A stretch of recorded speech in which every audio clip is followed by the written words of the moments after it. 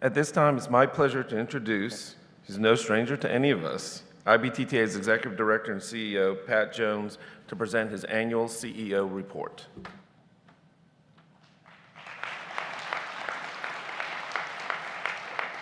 Well, thank you, Mr. President, and congratulations to all the newly elected directors and officers.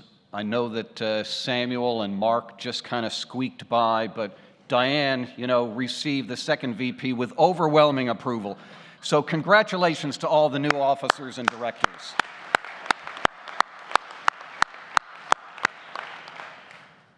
And I want to say thank you, George, for the excellent financial report. You have given new meaning to the financial report, and I hope we look forward to similar hijinks in the future. Thank you very much. I'd also like to say thanks to my wife, Mia, my rock, my best friend, the love of my life, for supporting me on every step of the journey. Thank you very much.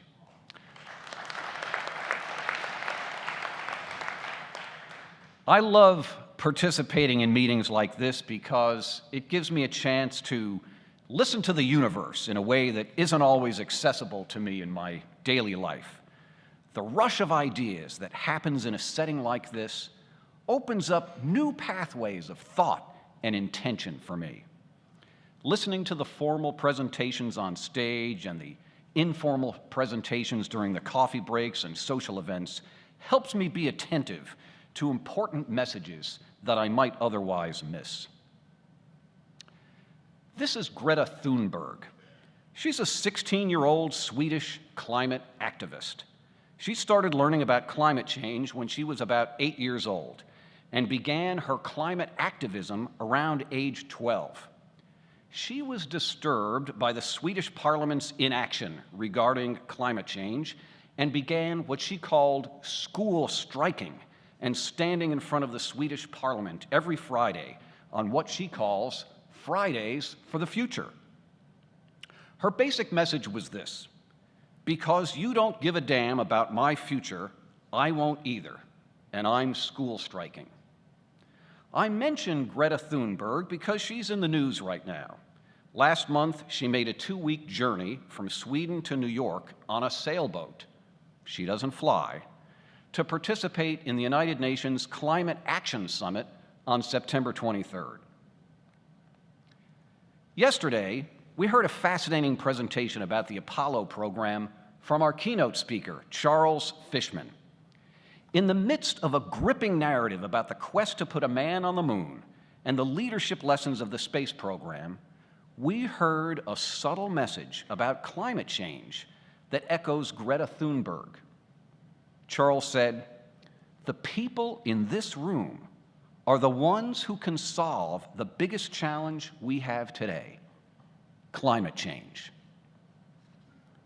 I wasn't expecting to hear that message from Charles Fishman, but I'm also not surprised, because Charles' message about climate change was already in the room before he brought it up.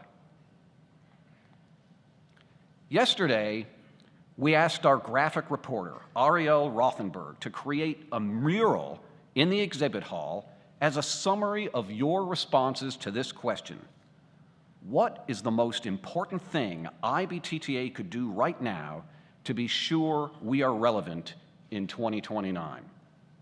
This is the mural. And we're going to make this mural and the other 2 murals available online so everybody can have access to them. Now, it may be a little challenging to see in this image because there's a lot going on, but concern about climate change is definitely in there. Let me zoom in a little.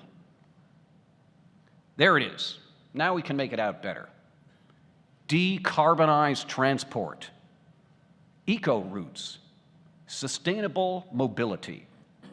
So the seeds of what Greta Thunberg and Charles Fishman are talking about are present in this room today.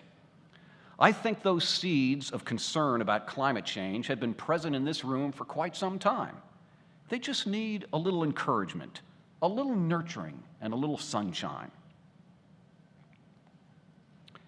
There are all kinds of seeds sprouting in IBTTA these days, and they've been sprouting for some time.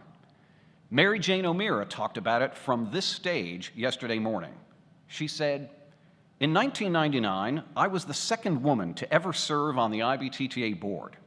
Our meetings were short, and by today's standard, they were superficial.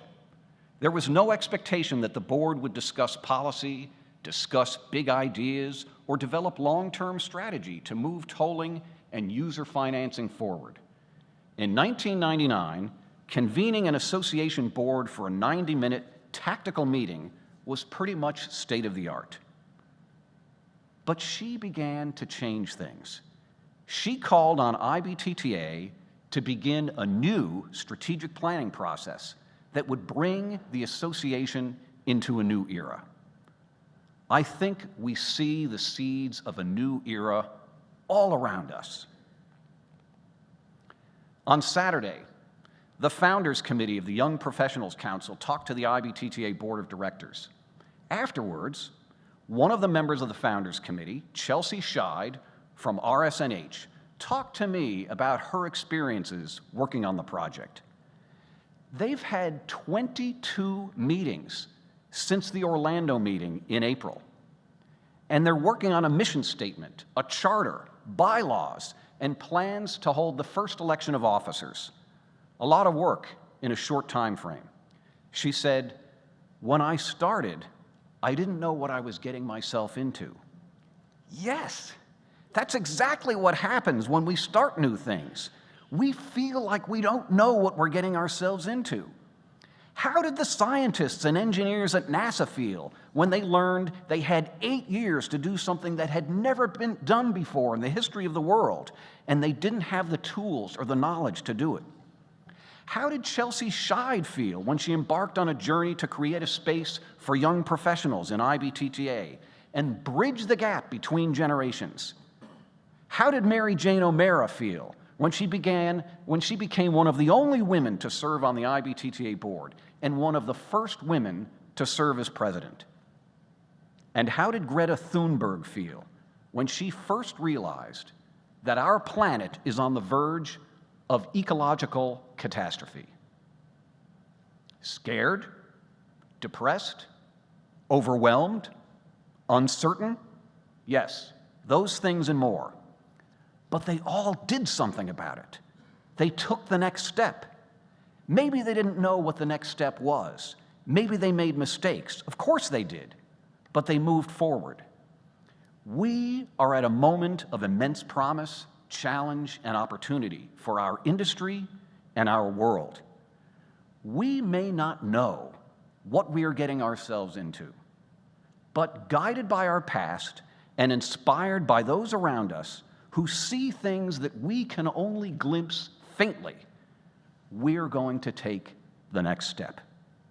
Mr. President, it is an honor and a privilege to serve this great organization. That concludes my report. Thank you very much.